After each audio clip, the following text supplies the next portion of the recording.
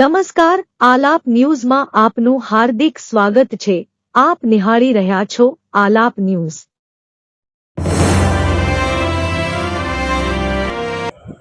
આમોદ તાલુકાના સમનીથી જંબુસર સુધીની રેલવે લાઇનને બ્રોડગેજમાં કન્વર્ઝન કરવાનું કામ હાલ જોશમાં ચાલી રહ્યું છે અને એના જ કારણે હજારો મેટ્રિક ટન માટીની જરૂર આ પ્રોજેક્ટ માટે પડી રહી છે અને એના કારણે આમોદ તાલુકામાં ઠેર ઠેર માટી ખોદકામના કામો ચાલી રહ્યા છે અને આ દરેક માટી ખોદકામના કામોમાં અનેક વિવાદો ઉપસ્થિત થઈ રહ્યા છે।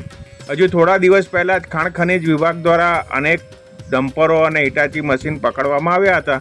ત્યારબાદ આજ રોજ જંબુસર ભરૂચ રોડ ઉપર તંછા અને સમની ગામ વચ્ચે રેલવેની કામગીરી માટેના માટીના ખોદકામમાં વિવાદ ઊભો થયો છે।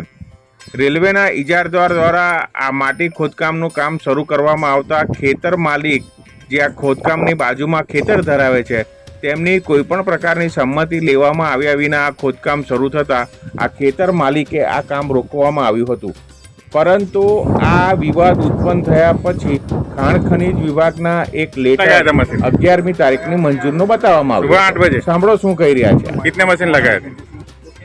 एक मशीन लगाया था कि दो लगाए थे? तो इतने घंटे में इतना सारा खोद डाला तूने? है? कल भी चला था, तो कल से खोदना चालू है ना? कहाँ गया वो? है? तो ये खोदने वाला बोल रहा है कि कल से खोद रहा हूँ मैं। કેપી વાળાને તો અહીંની 24 કલાક એમને તો ખબર છે। કેપી ગ્રુપ તરફથી મારું નામ હુસેન છે। અહીંયા રેલવેનું માટીનું ખોદાણ ચાલુ છે।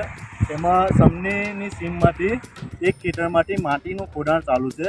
તેની બાજુમાં અમારી કંપની કેપી ગ્રુપ ઓફ કંપનીનું ખેતર એક છે। તો અમારી પરમિશન લીધર અહીંયા ખોદાણ ચાલુ છે। માટીનો અંદરથી ખોદે છે, 30 ફૂટ જેટલું માટી કામ કરે છે। તો એના લીધે અમારી કંપની ખેતરને નુકસાન થાય છે। તો અમારી કોઈ પણ જાતની પરવાનગી લીધા વગર આજના માટી કામ કરેલું। તો અમે મામલતદાર સાહેબને પણ ફોન કર્યો, એમના તરફથી અમને કોઈ રિસ્પોન્સ મળેલો નથી।